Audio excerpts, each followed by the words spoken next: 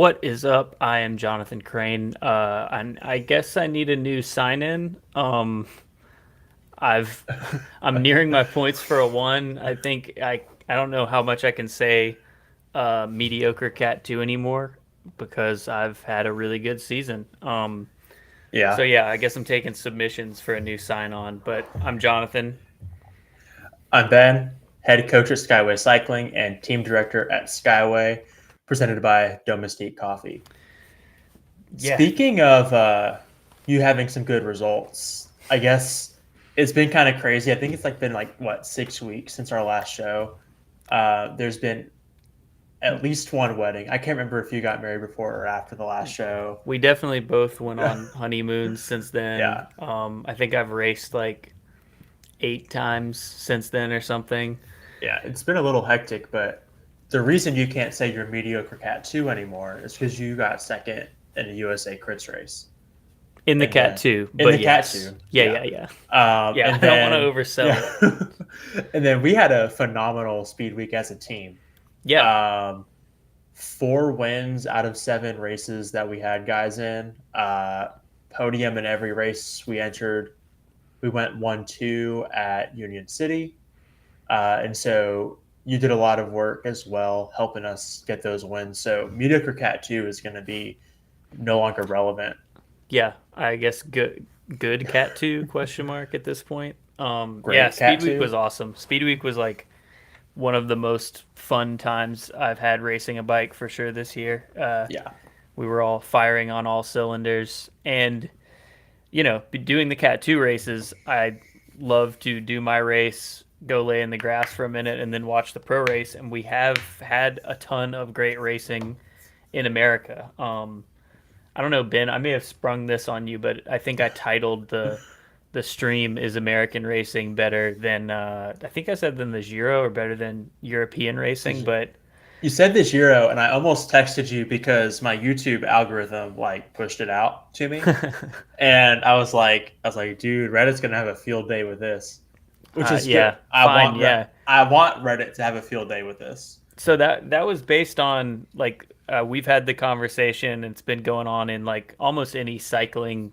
group that I'm in that the Giro's been pretty boring, and I you like to see a strong rider win or whatever, but it has been like not the most compelling thing to watch outside of maybe stage 19 when EF won, and like Yeah, a couple little things. But for the length of racing broadcast versus like the moments of interest has been a pretty low ratio as opposed to USA Crits and Speed Week, which like I would say that 7 out of 10 of those races, there were that's not the number, but you know what I'm saying.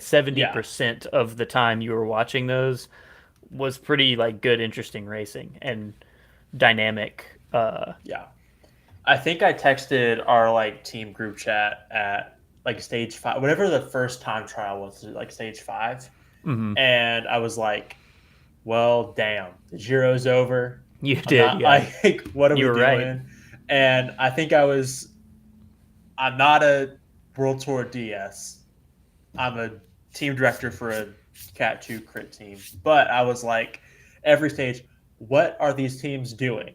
Like, why are they not making UAE work this break back? Why is Movistar on the front? Like, what is I going think on? they kept thinking because those were like Movistar, especially as an example of a team that is pretty Spanish, pretty traditional cycling. And the Yeah, traditional cycling brain is like, if you're winning GC by that much, your GC guy isn't going to attack for more time. So they're like, right. in their minds, they're like, it doesn't matter if we get Pog to the foot of the climb at the same time as Nairo. Nairo will attack. Pog will see that Nairo is not a threat on GC and let him go. But that's just not like cycling is different. This is a new era. And Pog likes to win races. Like, I hate that he's such a good guy and like the nice guy because I want him to be a villain. Because I think it'd be more fun if he was a villain. Yeah, no, But it would be for sure. yeah, So talking about like the change in era gets me to the other thing I thought about titling this, and like maybe I'll go back and change it. That's the new thing, if y'all don't know, for YouTube is that you like changed the thumbnail and changed the name a few times. So even if it's pumping it out to the same people, I don't know if the algorithm chooses again who to send it to or if it's just like tripling the chance that the same person would click on it. But the other title I thought about for this is this the end of the Legion era? And I think we're actually at like a demarcation point right now in the last couple of weeks where Legion's won a bunch of stuff, but I think that on the men's side, this season clearly has been a drop off. On the women's side, Kendall and Alexis are still killing it, and it took a minute for anyone to crack the code. But I think during Speedweek, with Corinne Lebecki, and then with Alexis and Kendall not winning at Crit Nats, like I think that it's they've fallen off, not fallen off, but the spell has been broken. They are no longer the like absolute most dominant team. Maybe I'm getting ahead of our chronology here. We have no chronology. We're just shooting from this. But like, okay, Easton Crit was last night, and there. Okay, shout out to the promoter. There was a live stream. Wasn't perfect, but it existed, and it was on the Bicycling Mag YouTube. If anyone wants to go check it out, it was on YouTube, so I give them credit for that. Like, this is on YouTube. That's where people want to go to watch stuff, and the algorithm will show it to more people who might want to see it. So no joke. Like, I was in here working, and I was like on YouTube. Like, I just need some background noise. Algorithm pumped it right out to me. So shout out to who got that right. Whereas if that was on like Speedweek.bike and it's using the Vimeo player, there's no way that would have gotten to you because you weren't going to go to. Not that it's part of Speedweek, but just as an example of like where other race streams tend to live. And like, I didn't know that was going to be streamed at all. I just happened upon it, right? And that's, I think, where USA Crits and Speedweek can improve on. But, and like every domestic race, I think there needs to be a YouTube channel or a place you can go where all of those YouTube channels are aggregated.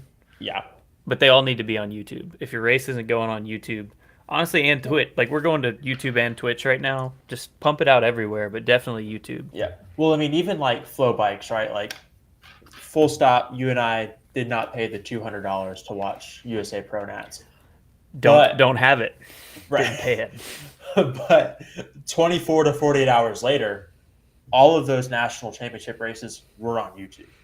Yeah. And I will, totally sidebar from what my original point was.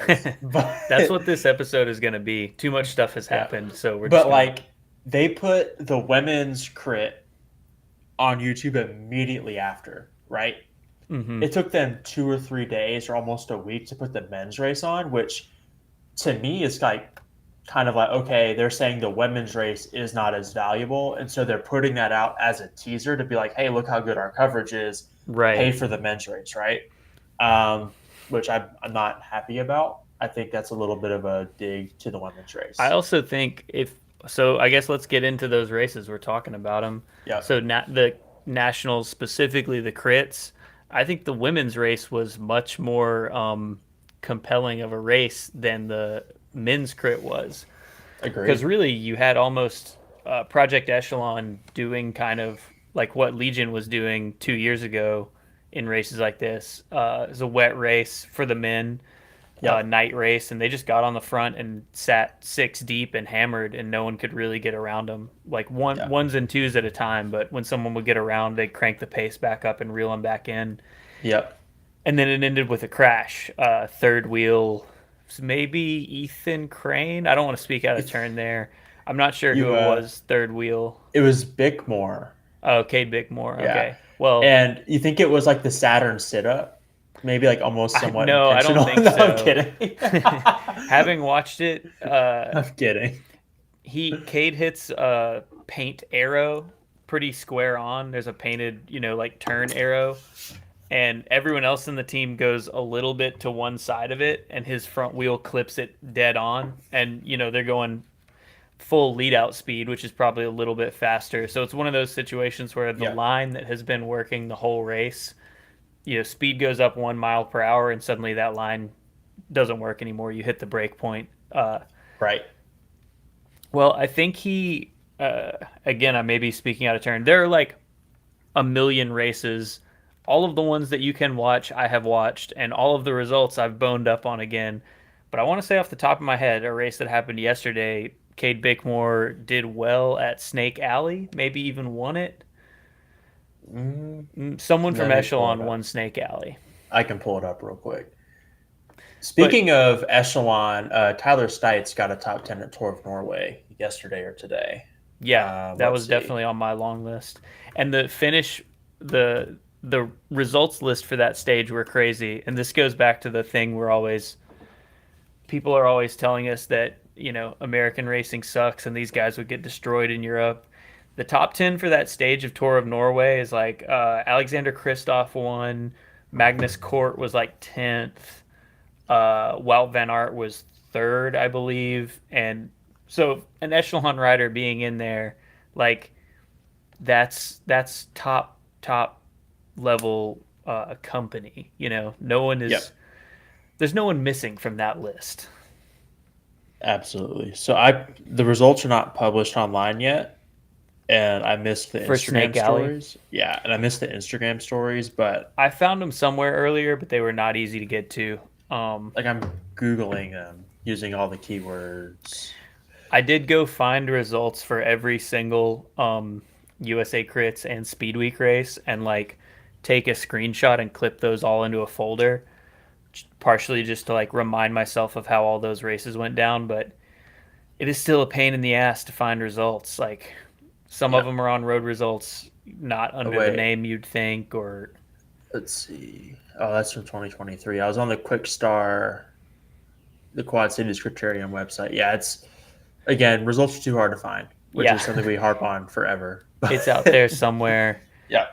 But yeah, it's tough to find everything. Which Anyway, I think Snake Alley would be a fun race to be live streamed because it actually has a feature worth yeah, highlighting, but here nor it's there. kind of fun that's a race that is so wacky. Like it has such an iconic, like unique road, and then it's also like in a weird place. It's not in a major metro. It's got Hmm. a little bit of a like um, underground punk rock thing to it that it's Yep, like you kind of gotta be in the know to know Snake Alley. for sure. But okay, back to Easton about Legion, the end of an You go era. back to Easton, and then I'll come back to Nationals. All right, so Easton, Corey Williams was there, Ty Magner, Robin Carpenter, Alec Cowan. Legion not on the podium. So Yeah, your podium was Lucas Bourgoin from Austin Outlaws who wins we've it. talked about. Yeah, Alec Briggs from Techers gets second, coming and over from then England. yeah, and Techers. then Miami Blazers was third. And I'm drawing a blank. Was it Johnny Clark? Clark was definitely there and definitely like animating. I don't think he was third. But Miami Blazers was third with it. And I know that for a fact. I'm drawing a blank on the name, and I apologize because someone's gonna be like, "How the hell did you forget?" It is what it is. The race just happened, and Yeah, the results are hard to find. yeah. So with that, Legion not being there, I will say I thought it was really interesting. It's so Easton is part of the Somerville weekend. So you have Easton. Plainfield was today, which I have no news on. Yeah, it Um, seems like that. Like Somerville and Easton are streamed, and Plainville's not. yeah, Or and some, if there's a stream, drop it in the comments. We're live yeah, right now, so yeah, somebody show us. right. And then Somerville is tomorrow. And with that, so you have Techers, CC, which is a English team coming out. You have British, yeah. DCC, yep, British English, yeah. What? Yeah. I don't know. So I'm not from there. So then you have DCC from Germany that was there, Mido Q from New Zealand as well. And so you had three international teams coming out to this race. Yeah, a And non-series race, a race that's not yep, USA Crits, not ACC, not Speedweek, not even part of a like Intelligentsia, something like that. nope. Just a And standalone. yeah, and they're kind of looping this in with Armed Forces Classic, which is next weekend Mm-hmm. as this is being recorded, right? Yeah. So they're kind of looping those in. I feel like the Somerville thing has kind of been retconned a little bit. I don't know if it's because they really upped the director support. If Legion was there, and so I know Corey was really helping Techers, or not Justin was really helping Techers figure out when they needed to be here. So I don't know if it's Somerville and that weekend of races upping their game, or if because Legion was there and they kind of have that Techers connection because they were part of CRIT. I think it's some of both. I think here's my guess of what happened behind Okay. the scenes. My guess is that the race director said, we want to go up a level for next year. What are the things we got to do? Have a live stream. Maybe this was the one where the whole thing was live streamed off Daniel Holloway's head last year. I know someone tried that out. It may have been this one. It Regardless, was an ACC race. there was Yeah. um there is more of a live stream this year than there was last year. Yep. And then they also said we got to get the top teams. And I think even though the thing we're talking about of like Legion has been the absolute top dog for several years and they're maybe not now, especially on the men's side. If you're planning a race last year, last year they were maybe on the way out the door, but you still, unless you're really on top of it, kind of don't see the writing on the wall there. So you say, we absolutely got to get Legion. What do we have to do to get them? And, Yep. maybe that's just reaching out to them and saying, like, hey, we got housing for you and comped entries and whatever.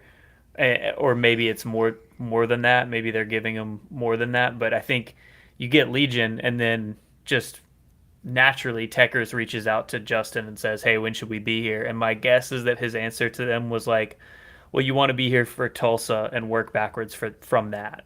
Yep. So like you should go to Somerville because that's where we're going to tune up for Tulsa. Right. And so I think that makes sense.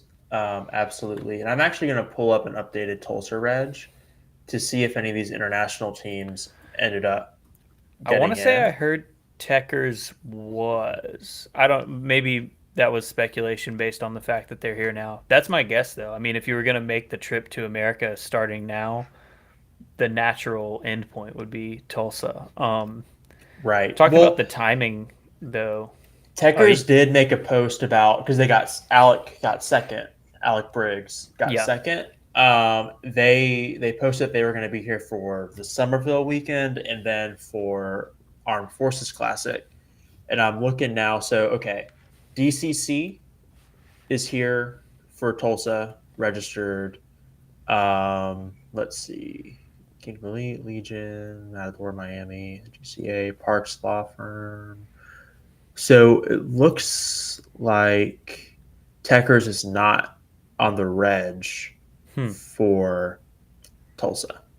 That is a weird. Okay, maybe the complicating factor here, and I think the announcers mentioned it during Easton yesterday, is British crit nats. I do not know when British crit nats are. Mm, Maybe they just wanted to get some racing in before British crit nats, so like Tulsa would conflict with that maybe, or they would have to fly back at the same time. Um, yeah, they want to get back. They don't want to go transatlantic flight and then ride immediately. I can say from right. recent experience that's not a great feeling. The other thing is that Mido Q is here and they're not reg for Tulsa either. Hmm. So little interesting there. Maybe it just sold out too fast. I mean, Tulsa sells Okay. out crazy fast. Right. As somebody who registered 10 guys for Tulsa, Yeah, it sold out in 20 minutes. you had your finger on the button. Like, I was literally like typing in the reg forms for everybody and like sending the waivers, and it was like, oh, there's like 5 spots left in the yeah, 1-2, and I'm like, you're seeing them go. Yeah, I'm like, oh shoot, I can't type type it 10. in. Yeah, Right.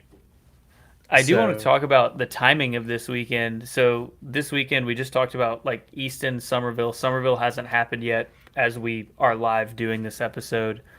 Um, at the same time, yesterday was Winston-Salem, which was the USA Crits finale. Kind of a yep, shame that those are on top of each other, yep, especially since Somerville has stepped up a level, and then Winston-Salem is still a USA Crits race, and it was the USA Crits finale.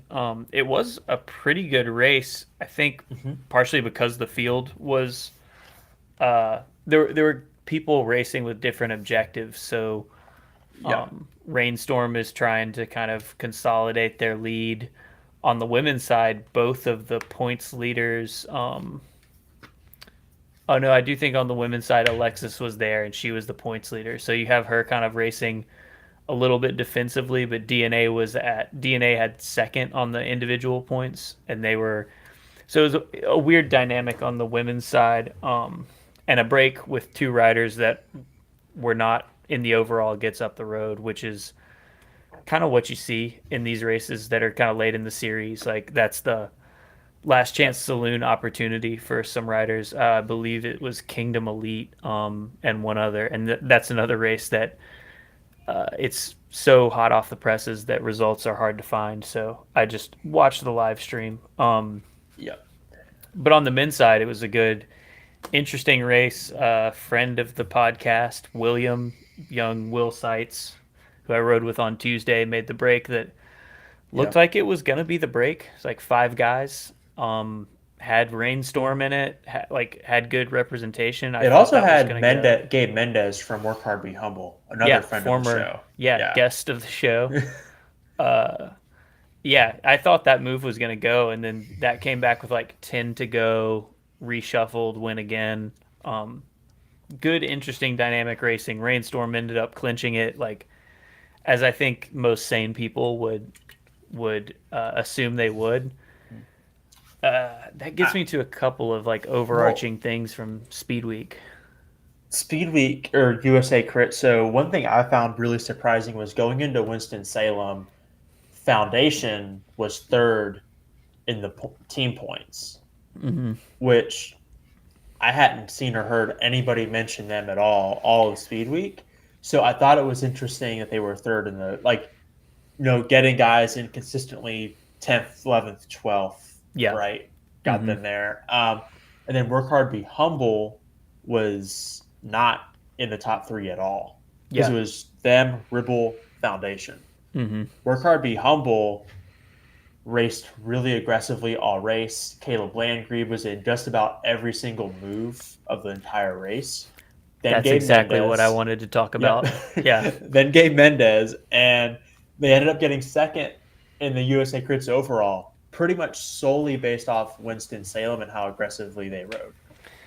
They rode that's a team that they had some success last year with Cesar Marte, which we were, I don't want to say surprised, but it was like, it's a first year program, sort of started the season slow, and then they had results we didn't expect, and I feel like they really have like widened. So they picked up all of the Atlanta. They had no women's program, and they picked up the NCL Atlanta team, and basically that's their women's team now. So Yep. huge pickups there, but on the men's side, they kind of widened their talent pool. I think they have a couple of younger riders, Preston I and Caleb Landgrebe, both guys I've raced with a decent bit as they're coming up, but Yep.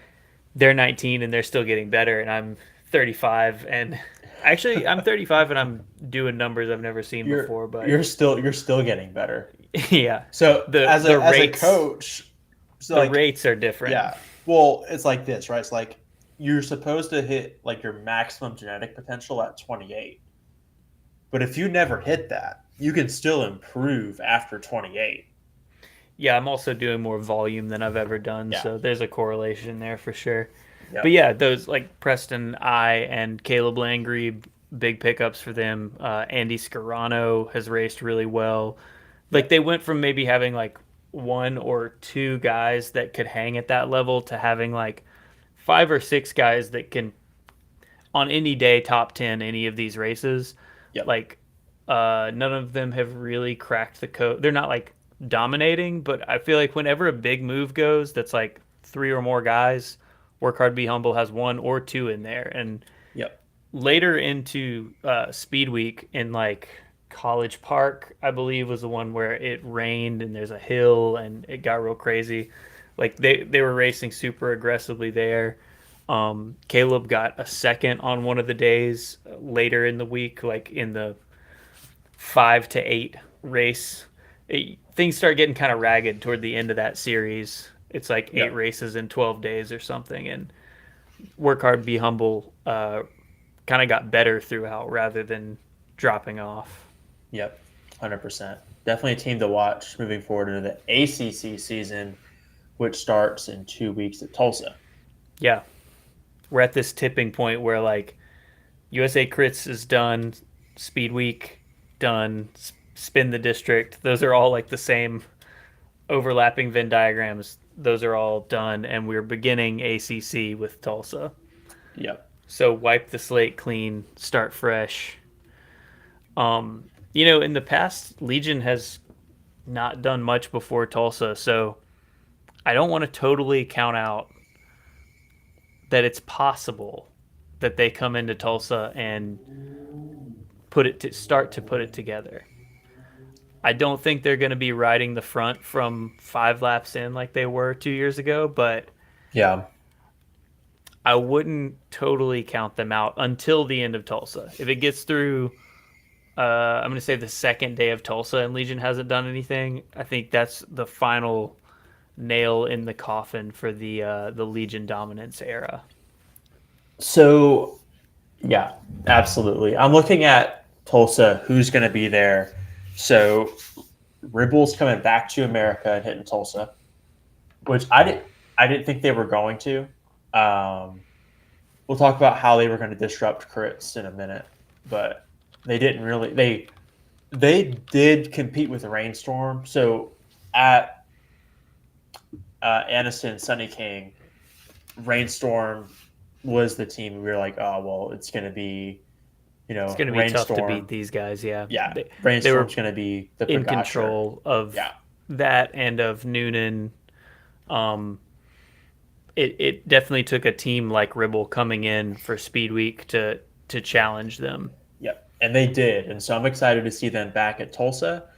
Rainstorm's coming with the full squad. Then you have Ribble, Austin, and Miami also coming with full squads, and then you have Legion, still a full squad. But I'm looking at the folks who are on there. So for Legion, you got Danny Estevez, Richard Holick, Robin Carpenter, Kyle Murphy, Alec Cowan, and Ty Magner.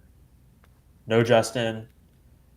Who, like, if you're looking at Legion at Tulsa, who is going to be the guy who wins the bike race on their squad? Yeah, that feels like a lot of workhorses and no finisher. Yeah. Um, And then you look at Miami, Blazers, Eder Frere, Gavin Hoover, Corey Williams, Corey Lockwood, Brandon Fury, Noah Grandigan, Tyler Williams. I can name 3 guys on that list that could win one of those races. It's interesting to me though that like Austin Outlaws has had a little bit better results-wise season than Blazers has so far. Blazers hasn't come together yet until last night. They've had some people at some races, but so has Outlaws. It seems to me like they put kind of the more up and coming, the younger guys who are less proven for the most part on Outlaws. Mm-hmm. And I don't know if it's just that they're hungrier or that like these early season races are more possible to freelance at or whatever. But yeah, guys like Lucas Bourgogne, they're having a little bit more success. Yeah. I think Johnny Clark from who was on an NCL team, Australian guy. This runs totally counter to what I was just saying, but he's sort of road captain twilight of his career. He got put on there, and he's been racing super aggressively. Yes. I think he's been able to kind of help shepherd and direct that team on the road a little bit. But like Lucas Bourgogne is used to that freelance mode. He was racing in Europe last year and would come over and like do some of the driveway series, pro nats. He's used to freelancing. Luke Fetzer was on Hot Tubes last year. And so Hot Tubes, if anyone's uninitiated, they're like the premier junior Devo team in the U.S. The question, where was Speedweek live streamed? Speedweek.bike and the USA Crits website. It was kind of across Yeah. both of them.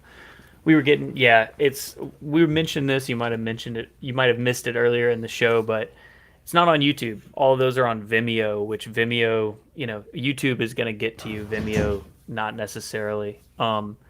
Thinking about all of those things reminded me that there were a couple of specific. I'm not going to obviously go through the 12 races that have happened in depth, but I think there are a couple that are really worth getting into. And the first one is Greenville, which is a new race, a brand new race.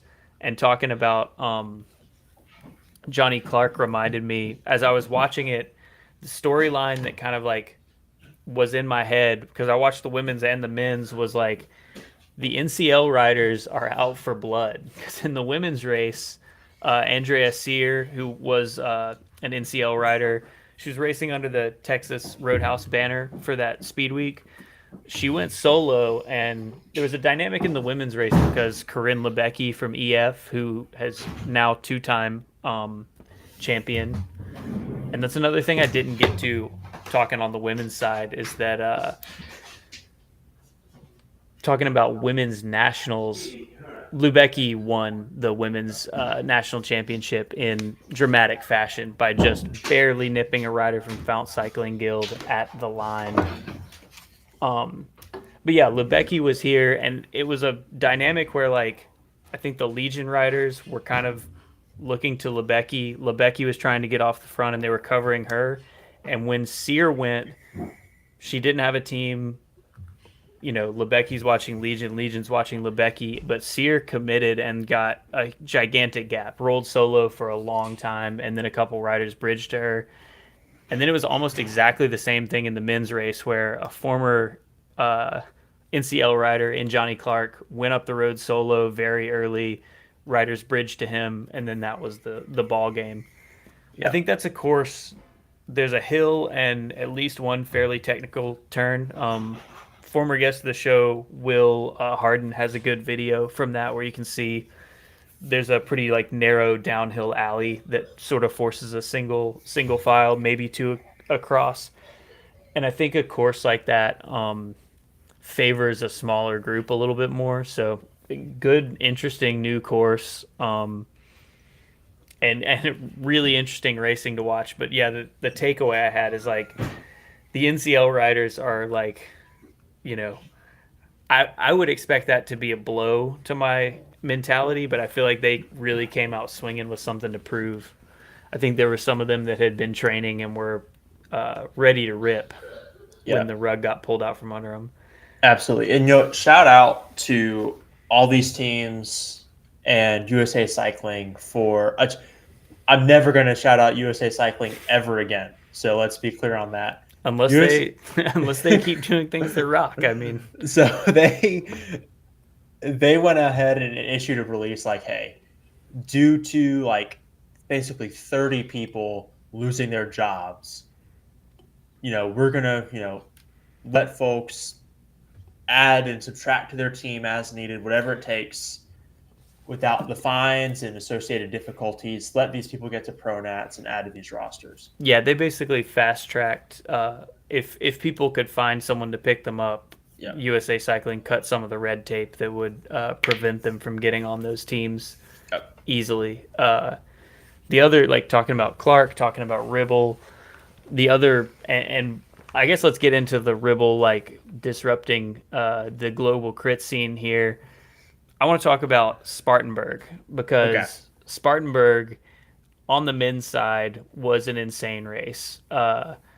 So a break gets up the road. It has, I want to say, 2 from Ribble, 2 from Rainstorm. And the dynamic, this was like flummoxing the announcers in real time. So both of those teams have people in the break and in the field.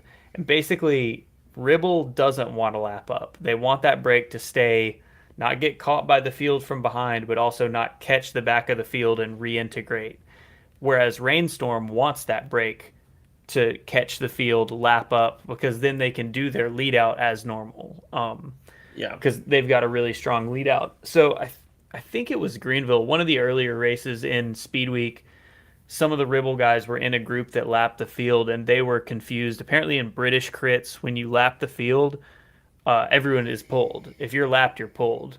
Whereas in America, we do it like track racing, where on the track, when you lap up, you're just scored lap up, and you can reintegrate and you're back in the peloton. The whole peloton's not pulled. Whereas here Right. we uh, basically, if the group catching is not the larger group stays. So once they learned that, they felt better about their chances from the small group. And the interesting thing there was like you would have those teams swapping off. Like one of them would be pulling the field, Ribble's pulling the field, and Rainstorm is pulling the breakaway because Rainstorm's trying to catch the tail of the snake. So Ribble would send their Right. guys in the field to the front to make the field fast, which seems like the cardinal sin of chasing your teammates because they have teammates in the break. But the break was so far around that it was close to lapping up, and they didn't want to lap up because they knew that Rainstorm is really drilled on that lead out. And Yep. to their credit, in that battle, both teams were trying to do both things. So, it would switch where Ribble would come off the front of the because Rainstorm was also happy for that to come back and do their lead out as normal. So Ribble Right. comes off the front of the group, then Rainstorm's trying to slow it up and get it to come back together. Then Ribble in the breakaway starts pulling the breakaway again. It required a lot of being on the radio and constantly communicating, I'm sure, as to like which direction the gap was going. But huge kudos to Ribble because they were able to feather it perfectly and keep that smaller group away and win from that smaller group, which was Right. very exciting. If you haven't seen that one, to the question of where to go watch those races, go find Spartanburg, watch Spartanburg men's race. And that Spartanburg race was Better than like the Giro, better than any Giro stage. 100%. And that Spartanburg stage was so not stage race was so crazy. We were talking to like Division 1 team directors and they're like we don't understand what was happening. Yeah. And we were like bird's eye view from the stream like we think this is what's happening. And they were like okay, that makes sense. And then Ribble did make a post confirming that later, but yeah, it was what we Yeah. thought that they didn't want to lap up. Ribble did. I will like to the disruption thing. They're kind of disrupting the global crit scene mantra or whatever. They I don't know if this is disruptive or if this is just good bike racing, but they were tactically extremely astute throughout the whole week. Yep. And Rainstorm, especially in a flat four corner crit, I think Rainstorm has them absolutely pegged, but Ribble is more versatile, and you see that on the courses like Peachtree Corners. If anyone here hasn't seen Peachtree Corners, it's like it's not a crit. It's a weird circuit race, like kermesse thing. It's like a suburban office park downhill into a 180 corner, and then you go through a parking lot. It's up and down the whole time. It's never straight, and none of the corners are 90 degrees. It's very much not a traditional crit. And I don't think Rainstorm even put anyone in the top five there, but Ribble was able to really adapt, make the small group of like 8 that eventually went away, and then attack from that group. Yep. And it was pretty awesome. That was fantastic. But yeah, if you look at like Rainstorm's ringers or finishers per se, Alfredo Rodriguez, Brian Gomez, and Danny Summerhill, those are flat sprint type of guys. And so it makes sense that you have the Ripple squad, which seems to be a little bit more unique, especially with Cole Davis coming in. They're able to take some of those more unique courses that aren't so four corner or flat and make those races count for them. Yeah. And then you saw Cole Davis like being the sole Ribble rider at Winston-Salem last night. He's from the U.S., right? He's like their one Yes. guy that's from here, Correct. based Yeah. here. Yes. And so he was there to kind of wrap up, and he got second overall in the USA Crit Series. So, you know, Good work to him. yeah. So going like taking that what we know about what happened at Speedweek and applying it to Tulsa, I still think for the flat ones for Blue Dome and for Arts District, I'm gonna say Rainstorm is the odds-on favorite. Yep. With the except like so maybe Ribble probably puts someone on the podium at both of those would also be my guess, Yeah. and then wins Crybaby. So then it's a question of does Rainstorm do it with the same person both of those first two nights? I think the overall is still anyone's game in terms of like who wins the whole weekend at Tulsa. Now, Yep. or is there an overall? Is this one of those ones where there's not a points omnium for the whole weekend? No, Ripple. Tulsa Tulsa. has a points overall Okay. because there's a leader's jersey if I remember, and I so think you're right. I'm looking at who Rainstorm has for Tulsa: Hmm. Gomez, Alfredo Rodriguez, Jordan Pera, Jamie Castaneda, Michael Hernandez, and Danny Summerhill. To me, if I'm looking at who on that Rainstorm squad was involved in the Crybaby stage last year, it would Hmm. be Fergus Arthur, Yeah. who was in that Who's final break with Sam Boardman, and who's he's not probably there. not the guy who's yeah. Yep. And Even I'm if he was there, he probably wouldn't be the guy they would be leading out on those first two stages either. right. And so to me, it seems like not Ribble, Rainstorm. There's too many R Hmm. team names, but Rainstorm may not be. They went all in on USA Crits, it seems, won that. Maybe they're going to pick and choose a little bit. I do find it interesting that only Blue Dome counts towards the ACC points. So maybe that's where their head's at. Like, hey, we're Yeah. going to send the squad best for Blue Dome to get these points. Yeah, that makes yeah, maybe their game is, we won USA Crits, now let's win ACC. Like they're going for series overalls where other teams are not as much their focus is more on individual wins than series overalls jerseys. Right. Because like in the past, even when Legion's been at full steam, full power, a lot of times they don't send people to every race of each series. They'll kind of like drop in and out, and then I think other teams with smaller budgets do that, but not as a matter of choice. It's more of just like who of the people on our squad can we get to each thing, and then there end up being some losers where it's not in the budget to do X, Y, or Z race, and they lose some points based on that. Um, Exactly. Another race we absolutely have to talk about. We said we would maybe try and keep it under an hour. I see the time ticking up, and I got to talk about it. Is Athens. Yep.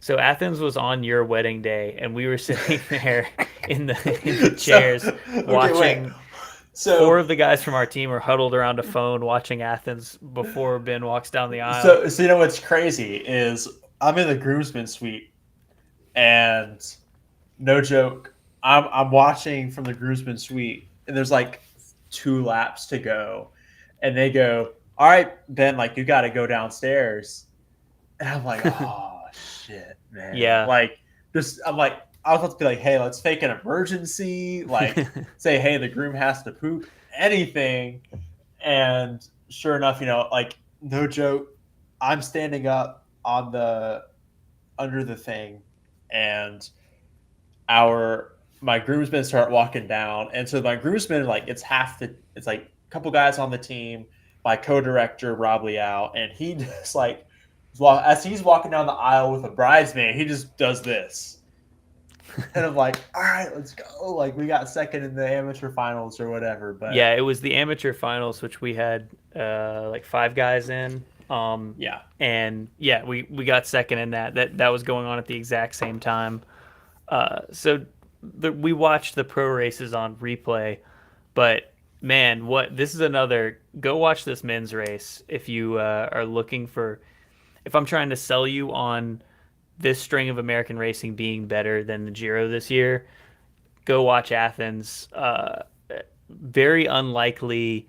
This is not the Athens course with the big hill. We're back to like a more traditional Athens course.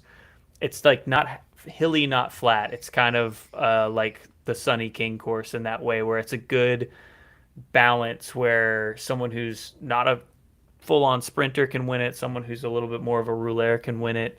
Um, Basically, Thomas Gibbons, someone who I'm not gonna lie, I had kind of counted out to some degree at this point after a Yeah. couple of not terrible years, but like waning maybe.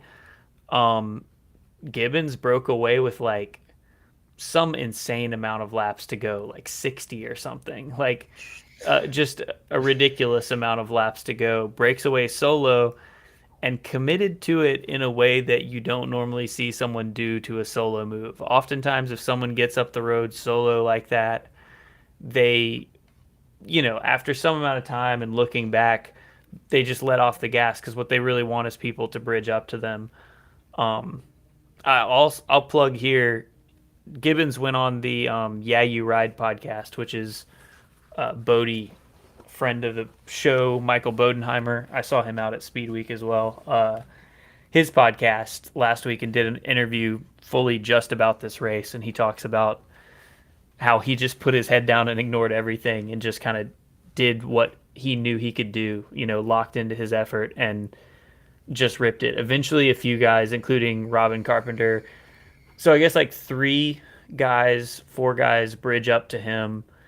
And then as Robin Carpenter and Danny Summerhill are they're about to make the connection, there's a crash, race gets neutralized. It got very messy for a second, but I think the consensus among the group, at least hearing Tom talk about it, and maybe it's because he won, but the consensus is once the riders forced them to stop it and reestablish the gaps, that everything was good, solid. Yeah. Um, Makes sense.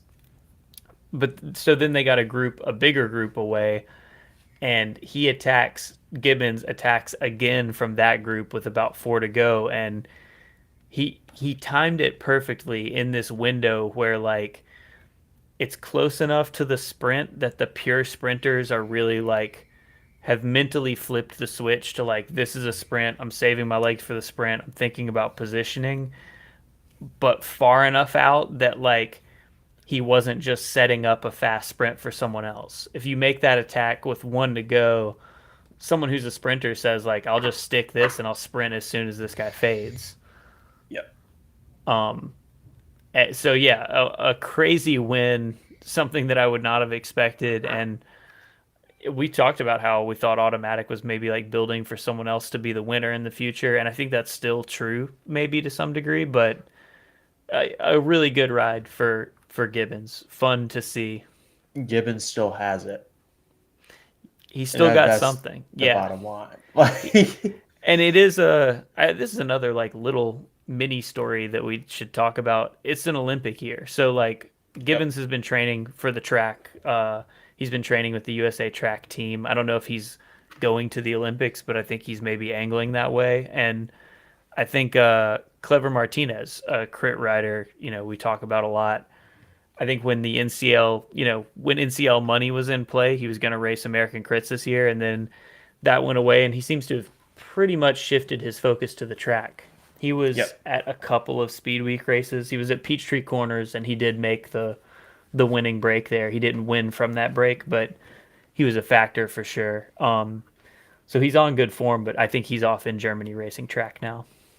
Yeah, absolutely. And that's what you'll see a little bit. Some of these guys who do lean the track direction, there's a little bit of crossover between criteriums and the track, just like cyclocross and criteriums, right? Mm-hmm. You'll see some of these guys, especially because Paris Olympics is in July?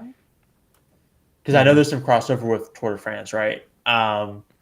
You'll see some of those guys, they're starting to hit the peak. So they'll race a little bit and they'll race really strong. They'll go to the Olympics, and then you probably won't see some of those guys again. You mean ever or this season? No, this season. Yeah. That'll be it for them, and Yep. they'll be off the scene. Yeah, I think Gibbons may be one of those guys where, yeah, he's gonna put his focus toward the track a little bit. I think. Yep. We're nearing the 50-minute mark. We've been all over the map. I'm trying to think if there's anything else that I felt like I absolutely had to hit that we haven't. I guess one thing I want to mention that hasn't come up organically yet is just Fount Cycling Guild on the women's side. I briefly mentioned that they had a rider nearly win the national championship, but I think we saw the first like glimpses of them being a real good team, like kind of Mm-hmm. shockingly at NCL Atlanta last year. And Yep. at the time, I thought that was maybe the two big teams, the two NCL endemic teams, kind of marking each other out of existence. Because Fount was able to get up the road and score an insane amount of points that women's program. But they've had success with a couple of different riders recently, and yeah, I think it's just like we got to mention that, got to shout it out. Fount Yeah. Cycling women's team I'll is say stepping up. Fount Cycling women's team is significantly better than their men's team. Like, Yeah, women's team is able to compete with your higher end women's teams, whereas like their men's squad, they're regged for the 1-2 at Tulsa. right. So we're like, so you're kind of, there's a little bit of separation there. So I'm curious to see if their men's team ends up leveling up to that women's squad, or if that women's squad's really going to take the helm of that, and maybe you see their men's squad kind of dissipate, and they put Yeah, I more don't of their know. I resources into that mean, women's team. it's uh it's a good way to hedge your bets to have both, I guess, because Yeah, one gets better or worse, you pick up some riders, lose some riders. So I don't think it's a huge concern that they're like a little bit out of whack. I think it was actually like a huge anomaly. I mean, it's a relatively recent phenomenon that it's so prevalent that so many, and probably good also, that so many programs have a men's and a women's squad under the yep, same banner. But it's really an anomaly that for a couple of years there, Legion on both sides was so dominant. And I right. think now Legion's kind of in the same place where Legion women's team is just by virtue of having Kendall and Alexis and them being they are still like OP among the women's peloton. And when they Yep. don't win, it is a function of like other like Lubecki being there and everyone racing against her, or people looking at each other. But in just a flat out power test, I think still Kendall and Alexis would be tough to beat, I agree. and It's skill and just, positioning, everything. yeah. This is one of those things where, like, when you talk about bike racing, it's one of those things where it's not just the best, like the strongest person on paper wins. There's so many factors involved, Right. which, and that's especially true in crits. Like in the Giro, the strongest person in the race won the bike race unequivocally. His team may have not even been there, and he still would have won, right? Whereas, like in the recent stream of criteriums, you have a lot of like upsets, interesting things that played out, where criterium racing is becoming a lot more interesting overall. Yeah, I think there's more parity among team. There are more people at Yep. comparable levels and more Yep. teams at comparable levels Yep. across men's And and women's. I think right now there's been some yep. interesting racing. And the thing I want to circle back to, which is going to be the theme for this year, is last night there were 3 or 4 international teams. There have been international teams all over USA Christian Speedweek. Everyone, like Reddit, they all went like, oh, if any of these teams went to Europe or da da da da, they'd get, lapped, Yeah, and it would be and like watching. American racing sucks and no one Yeah. cares about it. It's like except the teams, Right. globally are coming here to do it. Right. And you have all these teams from New Zealand, Germany, England, and they're not lapping these guys. Yeah, they're They're they're competing at the front end, but they're not running away with it. right. And similarly, like Lebecki coming back, legit World Tour rider, just came back from the Spring Classics on the women's side, comes back and does well, and has, I want to say she's gotten, so she won nationals. I think she got another win in the last couple. She won Somerville, or not Somerville, Easton, I believe, on the women's side. I think so. Um, she's definitely gotten a couple more wins under her belt and cracked the code, but it was awesome to see her out at Speedweek, but Yeah. like to see someone legitimately a world tour rider at like Peachtree Corners, which is a little bit of a rinky-dink random race. Yeah, it just shows, and not able to like completely run away with all of these races shows the level. And that does also remind me of another thing I wanted to talk about, which is riders racing essentially without like being very strong, but racing without teammates. Like Lebecki was kind of up against it where everyone's looking at her because she has the national champ jersey and she is strong. So she just had to try to break the race. And it made it really interesting to watch. But similarly on the men's side, Michael Garrison, whose brother Ian was world. Michael was never world tour, but he was on Action the last few years. Didn't Yeah. get renewed with them, and he's kind of doing more of a privateer thing this time around. He's doing some crits, some gravel. He's doing a lot of everything, but he's clearly like hungry to prove himself. Yeah. He was basically like forcing every breakaway himself through Speed Week. I think we got to mention that like every split that happened, it's like he would be the one that would split it. He would burn himself and not end up winning from that group, but he was without a team out there splitting the race. I I think he was racing a little junior brain. And Yeah, like if you look at like who's there, like you had all throughout Speed Week, you had Rainstorm, Butcher Box, all these teams. He was like, okay, well, I'm just gonna go, right? yeah, Um, and a lot of these guys that come from Europe, they come to US, the national crit races, and they kind of underestimate the level of the field. hmm We saw that with Gage Hecht at Sunny King, where hmm he literally just came from human powered health, came off the plane from Girona, raced Sunny King, attacked the field nonstop in the first 30 minutes, and then DNF'd. And yeah. so Garrison, not to that extent, but I think really coming from Action underestimated the level. I think I don't know. I wonder if he would consider. So he ended up second on the series overall. I think he really wanted to win the full Speed Week series.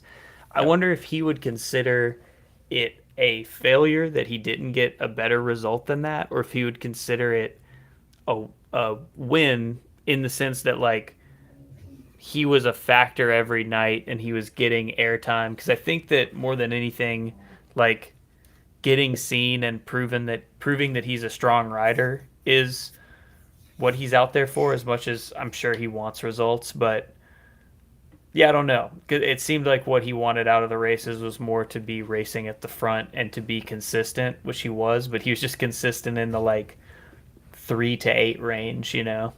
I yeah, as an athlete, I think he would consider it a failure that he didn't win it. I think from a marketing perspective, like obviously he's gonna be like, was there by myself. I got second overall in this series with all these big teams, right? Yeah. But as athletes, you obviously want to win. And then even at Pro Nats, he's won the time trial before and was like fourth. I think to the junior brain comment, like that is a thing. It's a phenomenon with juniors, I think, because as a junior, you're always looking to like level up and what's your next contract, and like every big race you're at, you feel like you need to be seen, and it Yeah, causes you to race aggressively in a way that doesn't serve you in the finish, you know? And I think like I saw that at Lagrange for sure. Lagrange is the race of Speed Week that has it's basically all uphill or downhill. It's downhill into like a chicane, super technical corner, and then it goes straight back uphill. yeah, Um, he was in a breakaway with guys from Ribble and from Rainstorm, and they were getting close to lapping up, and he was still driving it. And I was yelling at I was like, "You don't want to lap the field. Of all the people in this right. group, you should be sitting on the back." Like, Yeah, but he wanted to prove that he was strong, which he certainly did. But I think there was a really good chance he could have. There was a better chance he could have won or podiumed from that smaller group. And even if you, yeah, I don't know. That was the one moment where I was like, yeah, that's a perhaps a tactical mistake. I think he could have, even if the group lapped up anyway without him pulling, he could have just sat at the back and had a good reason to do that tactically. He could have said, I don't want to lap up, so I'm not pulling, and at least gotten 5-10 laps of free ride, as free of a ride as you can get in a hilly crit like that. But yeah. So that's, obviously we're talking about him, so I think mission accomplished. That's the goal, I guess, as far as he's concerned. But yeah, I think a lot of folks, especially in the Atlanta area, feel a lot of pride around him and want to see him do well. And I think he's kind of, there's always a revelation. Like it was kind of Brock Mason last year. There's always like that's what's cool about these local series. And I think it probably is also true of like Intelligentsia and stuff, that like, yep. it's a chance for like a local person to, really show out on a bigger stage or whatever against national caliber riders. Absolutely. I think we hit most of the things we needed to talk about. Yeah, I think that was my last bullet point. We're just over the hour, so we're gonna be at Tulsa. Yep. The team's doing the 1-2, not the pro. There's a pro 1 and a 1-2. We're doing the 1-2. Yep. So we'll be there. Yeah, I'll be there. I will be there in our new team polos from Classic Cycling. 1 second. Oh, he's getting the props. I thought about wearing that on this stream.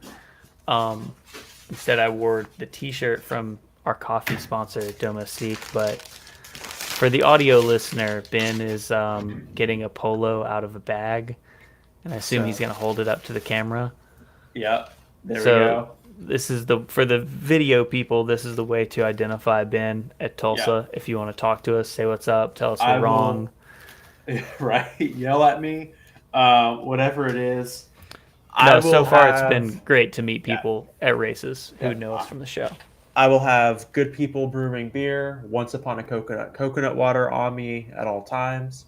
Oh yeah, go find Ben and get a beverage from him at Tulsa. Skyway is beverage racing, so get a coconut water from him before the race or a beer from him after the race. I can vouch for the quality. Dude, I said this on a ride yesterday. Rainstorm may be the best team in the country in a flat crit, but our beverage sponsors are superior. I would rather 100%. You give me a Rainstorm and you give me a Once Upon a Coconut caffeinated coconut water. I'm taking the caffeinated coconut water every time. Well, the caffeinated coconut water is not going to tear up your stomach lining. Bring me some of those. I'm gonna pound one before every race at Tulsa. I have a fresh shipment coming in. Awesome. I talked to our guy over there, and he's sending us he usually sends me 10 cases every time I ask him for more. So I'm ready to rip into some of those. I'm gonna be racing in Georgia at the Georgia State Championship next weekend to kind of tune up the legs. So yeah. Come find us out there, say what's up to us, and I guess send in your submissions for what my new sign-on should be. Yeah. Maybe you think I'm still mediocre. I don't know. And if you're a Cat 1 looking for a squad in 2025 in the Southeast, send me a resume. Yeah, that too.